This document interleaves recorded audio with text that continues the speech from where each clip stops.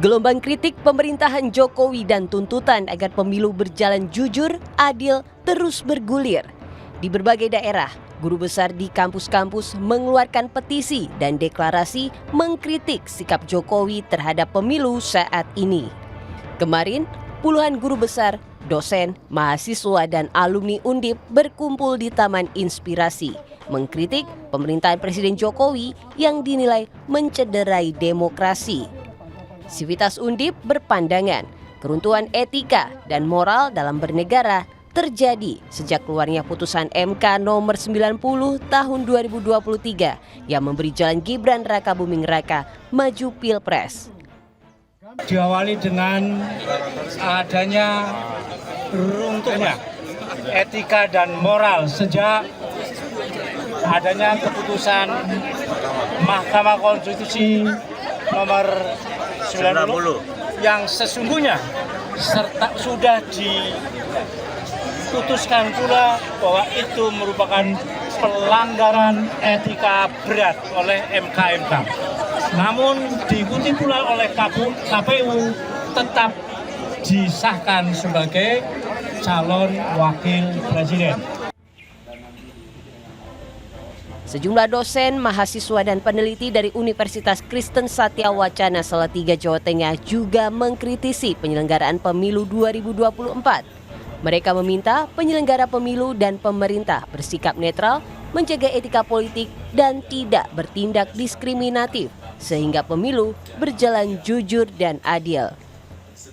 Penyelenggara negara, baik pada tataran pusat dan daerah, seharusnya melindungi segenap bangsa Indonesia, melayani warga negara secara menyeluruh, mengutamakan keadaban dalam berpolitik, serta menghindari pelayanan yang diskriminatif. Tak hanya guru besar, sejumlah mahasiswa mulai menyuarakan pendapatnya dengan aksi unjuk rasa di kawasan Simpang Harmoni, Jakarta Pusat. Mahasiswa menuntut agar pelaksanaan pemilu 2024 tidak boleh diwarnai kecurangan. Aksi kali ini kami dari mahasiswa Sejabodetabek ya untuk menuntut bagaimana reaksi mahasiswa terhadap Presiden Joko Widodo saat ini, dan juga terutama tuntutan aksinya yakni mengenai mengawal pemilu agar berjalan dengan jujur, adil, dan tidak ada kecurangan sekalipun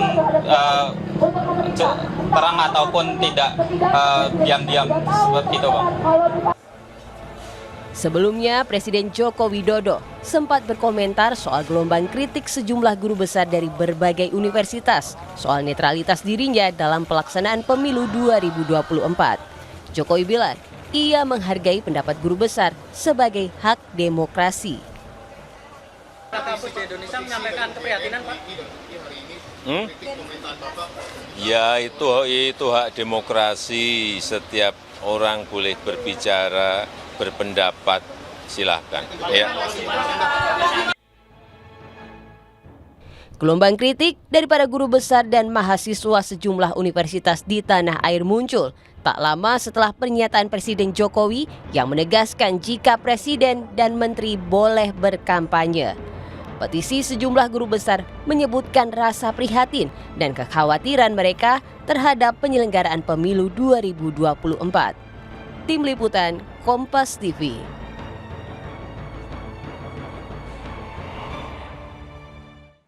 Terkait gelombang kritik yang menuntut pemerintah, aparat TNI Polri hingga Presiden Joko Widodo bersikap netral dalam pemilu, kami diskusikan bersama dengan para narasumber. Bergabung saat ini Koordinator Pusat Badan Eksekutif Mahasiswa Seluruh Indonesia Hilmi Asyidiki, lalu ada juga juru bicara TKN Prabowo Gibran Dhanil Anzar Simanjuntak, dan Direktur Parameter Politik Indonesia Adi Praitno. Selamat sore semuanya. Selamat sore. Terima kasih sudah bergabung bersama kami. Waalaikumsalam warahmatullahi wabarakatuh. Bung Hilmi, ini tendensi cukup serius disampaikan oleh BMSI dalam aksi hari ini. Meminta Presiden meminta maaf karena dianggap merusak marwah demokrasi. Apa dasarnya? Oke, pertama yang perlu kita soroti, bagaimana statement Jokowi awal ketika mengatakan bahwasanya Presiden boleh berkampanye di tengah atau mungkin di tempat yang cukup sakral, di belakang salah satu paslon, lalu ada panglima juga gitu, yang mengucapkan bahwasanya presiden boleh berkampanye seperti itu. Dan ini yang akhirnya menjadi pantikan para guru besar para sivitas akademika, para akademisi-akademisi kampus akhirnya menyuarakan gitu ya, apa yang menjadi poin-poin pergeseran demokrasi saat ini gitu. Pemilu tahun 2024 ini gitu ya, itu akan menjadi salah satu ajang pesta rakyat, pesta demokrasi rakyat di tahun 2024. Maka kami sebagai mahasiswa menginginkan suatu hal yang akhirnya sebenarnya cukup simpel gitu. Apa gitu ya? Jokowi untuk exit the game gitu. Keluar dari permainan pemilu tahun 2024 ini gitu. Keluar untuk berhenti menunjukkan keberpihakannya. Keluar untuk berhenti cawe-cawenya. Keluar untuk berhenti mengeluarkan statement-statement yang akhirnya sangat memiliki ambiguitas gitu ya. Sehingga menunjukkan keberpihakan Jokowi kepada salah satu pihak tertentu gitu. Nah, ini yang akhirnya pengen kita dorong dan pengen kita serukan gitu. Ayolah, ini pesta demokrasi yang akhirnya perlu dirayakan secara bersama-sama, jangan sampai menjadi suatu hal yang terciderai oleh statement presiden itu sendiri. Semata pada pernyataan presiden yang masalah presiden boleh berkampanye atau ada momen lain yang membuat akhirnya teman-teman mahasiswa merasa ini klimaks untuk menuntut pemilu jurdil dan tidak ada kesewenang-wenangan? Oh, tentu banyak sekali momen-momennya. Mungkin sedikit saja yang mungkin nanti akhirnya bisa kita paparkan gitu ya. Ketika kita melihat kemarin malam minggu presiden bermalam mingguan dengan beberapa kader partai, salah satu pengusung calon presiden juga gitu ya. Kemudian presiden tampak begitu mesra di luar sehingga sedikit mengganggu iklim gitu ya kontestasi politik di tahun 2024.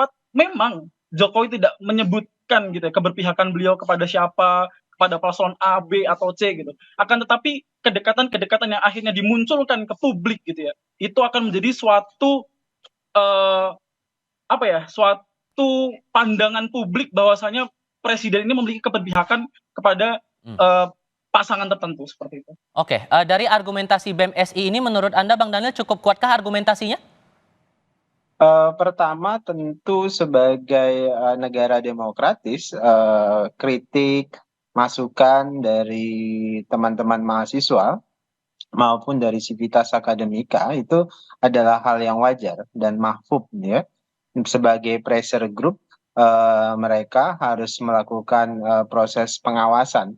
Pun demikian, kalau kemudian Pak Prabowo dan Mas Gibran menjadi presiden dan wakil presiden nanti, pressure group harus tumbuh dengan baik sebagai penyeimbang di alam demokrasi. Kenapa? Karena pressure group itulah yang kemudian bisa mendorong pemerintahan itu bisa bekerja lebih baik. Kenapa? Karena ada yang mengawasi.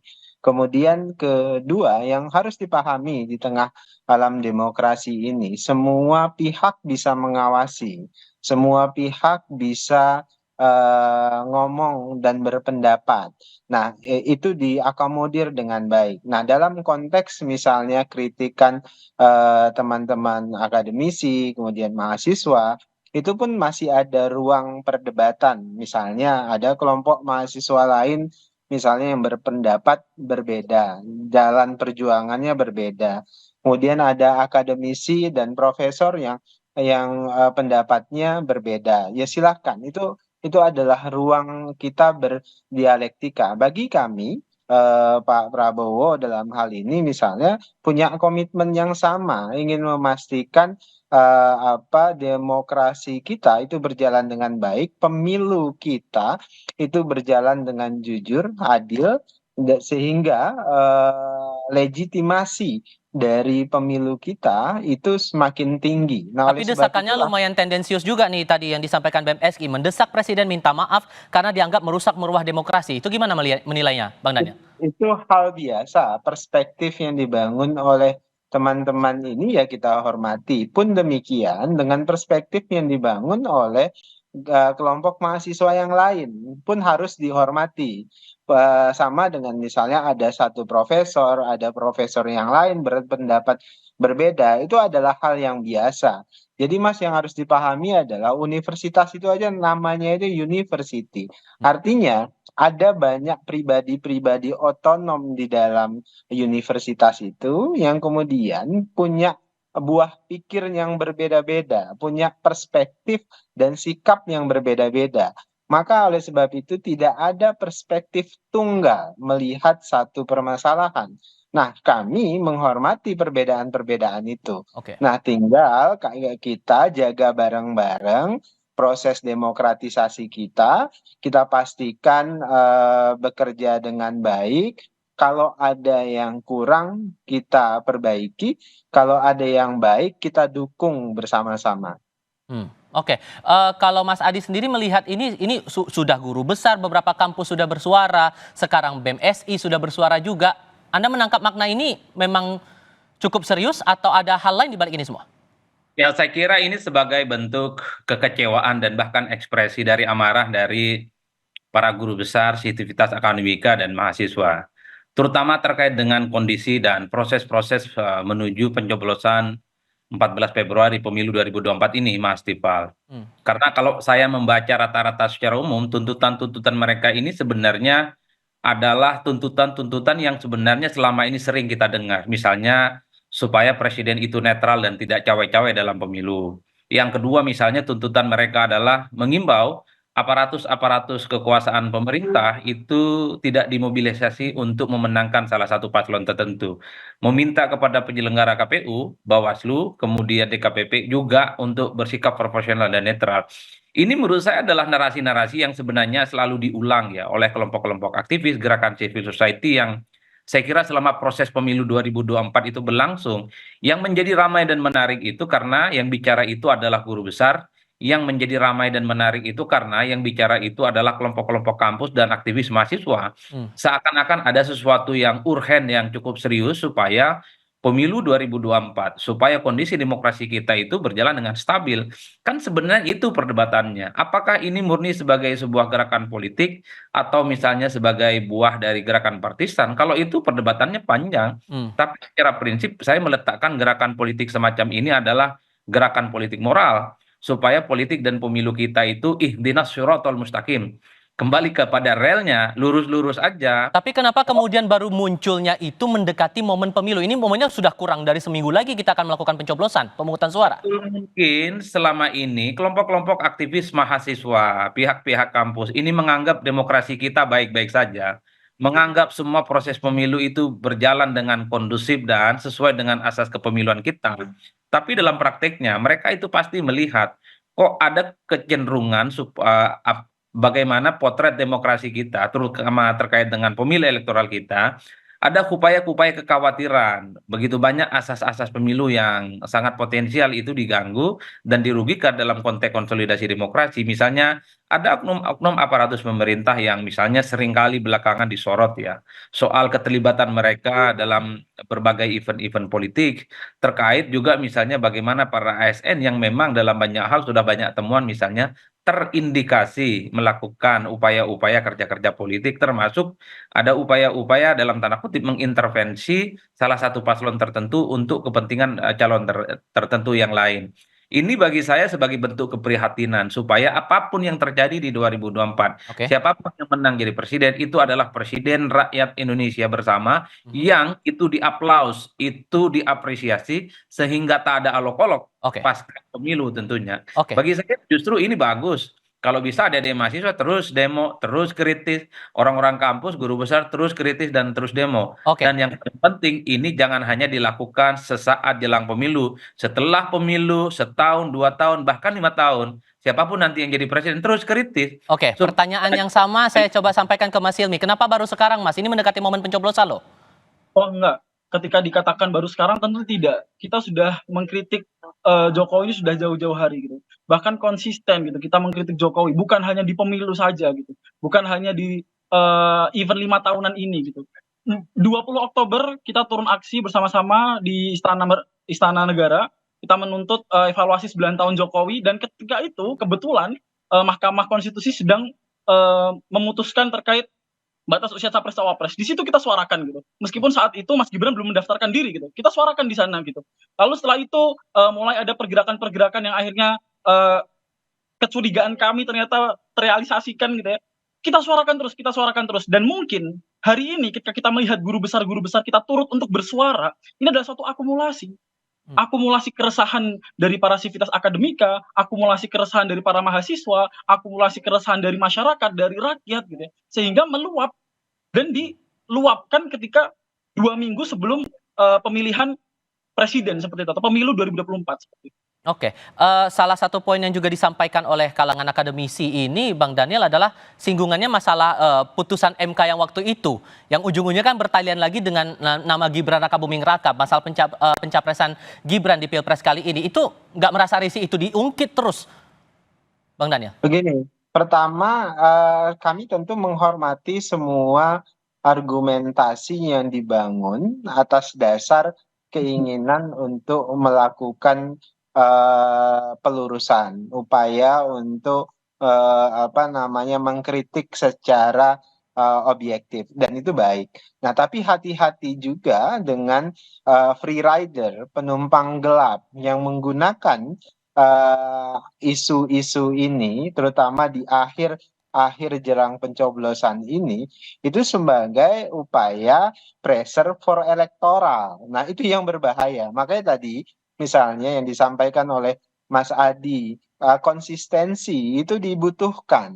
Kan selama ini kita mendengar kampus, terutama para sivitas akademika, profesor, segala macam, itu tidak ramai melakukan kritisasi terhadap pemerintah. Sebutlah misalnya ya, ada pelarangan dulu misalnya terhadap beberapa tokoh untuk ceramah di kampus. Sebut ada Rocky Gerung, bahkan ada Fahri Hamzah, bahkan saya beberapa kampus dilarang untuk berceramah. Itu profesor, tentu berapa aktivitas akademika, semuanya diam. Ada ancaman demokrasi di situ, tapi kemudian diam.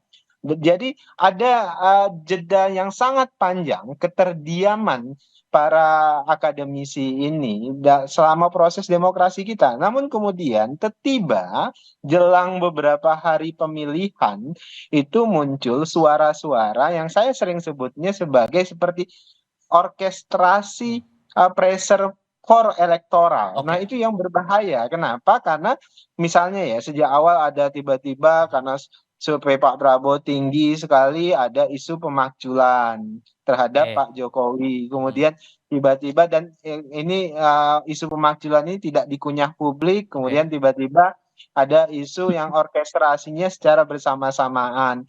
Nah, jadi yang kita sayangkan, pilihan waktu untuk melakukan pressure ini itu kemudian bisa ditafsirkan ini seperti orkestrasi untuk politik elektoral. Ditambah nah, ini yang lagi, para akademisi harus hati-hati dengan para free rider atau tukang tebeng terhadap isu-isu ditambah ini. lagi ada tudingan nih atau pandangan dari pemerintah. Saya sebut saja namanya Menteri Bahlil Lahadalia, Bung Hilmi menyebut ini tampaknya ada skenario, bahkan disebut ada beberapa pihak ini gerakan-gerakan partisan. Kenapa baru sekarang? Gimana tuh, Bung Hilmi? Betul, misalnya ya, kami temukan misalnya Bung Hilmi, ada Bang Daniel, Bung Hilmi dulu. Beri saya kesempatan untuk berbicara. Ini cukup menarik ya. Sebenarnya kita hanya perlu membedakan koridor saja gitu. Mana koridor politik dan mana koridor akademisi gitu. Sebenarnya apa yang dikatakan oleh Bung Daniel dan mungkin Bang Bahlil terkait statement guru besar ini terpolitisasi, terorkestra, tersetting, terbackingi, tertunggangi dan lain sebagainya gitu. Itu sangat disayangkan gitu. Kenapa gitu? Karena sejatinya akademisi ini memiliki ruangan khusus gitu. Beda dengan politis yang akhirnya memiliki kepentingan ketika mengeluarkan statement tertentu gitu. Ketika mengeluarkan statement tertentu memiliki kepentingan kepentingan politik yang akhirnya menguntungkan bagi para politisi-politisi ini. Sedangkan para akademisi ini tidak. Kami tidak memiliki kepentingan apapun dalam pemilu 2024. Kepentingan kami adalah bagaimana akhirnya pemilu 2024 ini menjadi ajang pesta demokrasi rakyat gitu. Yang menang adalah rakyat gitu. Bukan akhirnya gitu ya, pemilu 2024 ini itu terciderai secara sistematis gitu. Dan ini yang disuarakan oleh para guru besar gitu. Yang ini disuarakan oleh para akademisi, dan ini ruangan kita. Ini udah koridor yang tepat gitu. Dan sangat disayangkan sebenarnya ketika ini tertunggangi, ini terpolitisasi. Ya mungkin statement-statement tersebut dilontarkan oleh para politisi-politisi yang akhirnya terbiasa menunggangi mahasiswa untuk kepentingan-kepentingan politiknya. Contohnya apa? Contohnya ada demo mahasiswa mendatangi posko pemenangan salah satu paslon gitu, lalu ditemui oleh Pak Jubir. Kemarin di Solo ada mahasiswa yang berdemo lalu ditemui oleh salah satu calon wakil presiden gitu. Nah, inilah yang akhirnya mungkin jadi suatu pandangan-pandangan politik yang terbentuk gitu karena kebiasaan-kebiasaan untuk menunggangi, kebiasaan-kebiasaan untuk membayar dan lain sebagainya. Sehingga dengan eskalasi yang muncul di kalangan akademisi ini, Mas Adi, Anda melihatnya apakah ini sudah puncaknya atau justru bakal meluas lagi mendekati masa pemilu ini? Tapi jawabnya nanti, kami akan lanjutkan diskusi usai jeda berikut.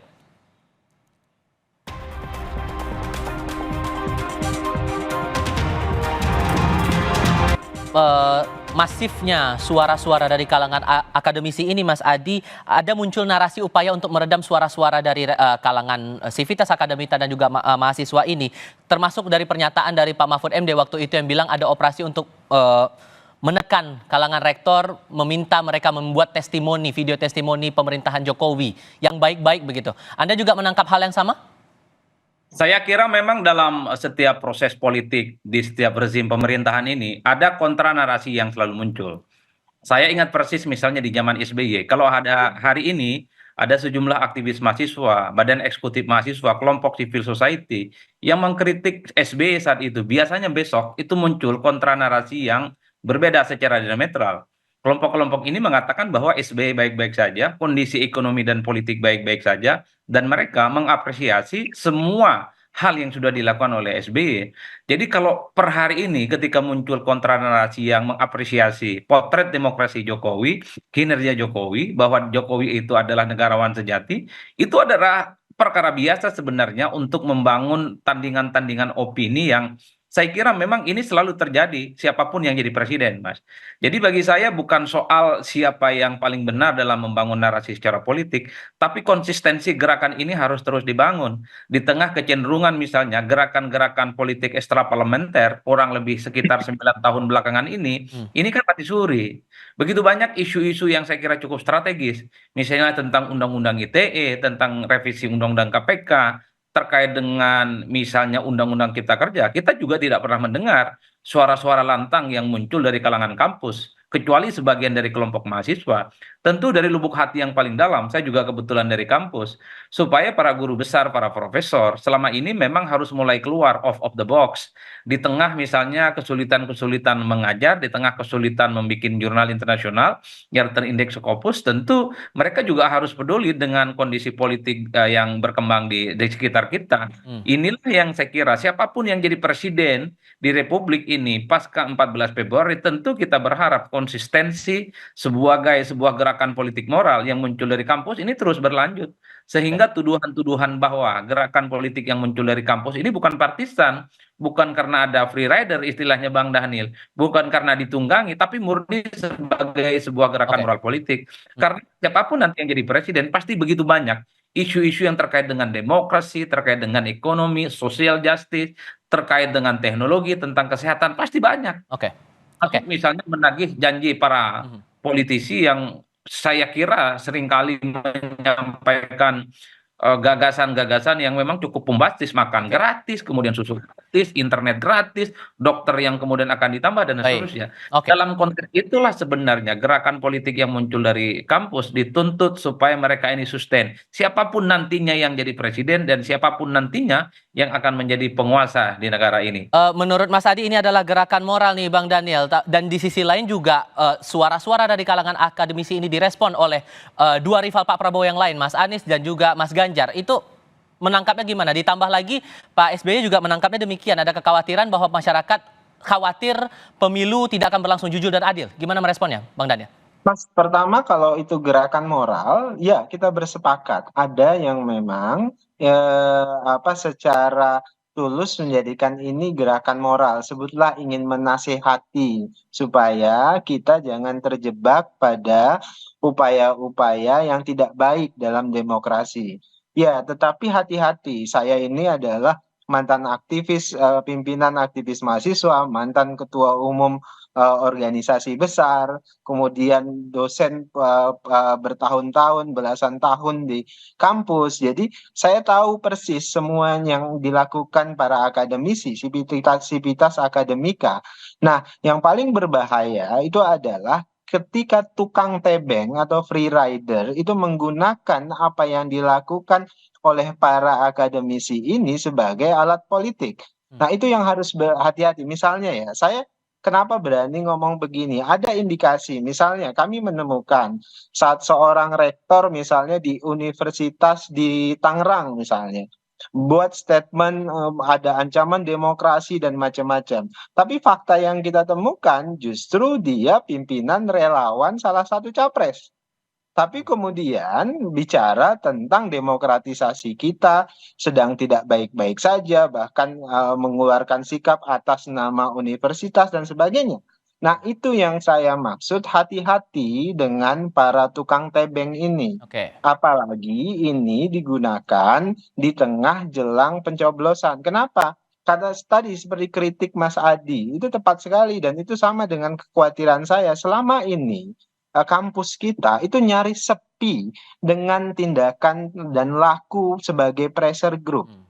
Nah, tapi kemudian tiba ini muncul di akhir jelang pencoblosan. Oke. Nah, itu kemudian memunculkan tafsir ini pressure for electoral. Nah, Oke. ini yang berbahaya. Kenapa? Kasihan para profesor, kasihan para mahasiswa yang memang mau menggunakan gerakannya sebagai gerakan moral. Oke. Karena pasti selalu ada yang melakukan tebengan sebagai alat politik untuk agar bisa menegasikan calon yang lain atau bisa menegasikan kelompok politik yang lain. Itu Saya yang lempar harus ke Mas Hilmi kita kalau ingat. begitu. Anda percaya bahwa ada free rider di balik aksi-aksi ini dan yakinkah Anda bahwa suara-suara dari kalangan mahasiswa ini bisa betul-betul Anda kendalikan bahwa semangatnya adalah semangat moral?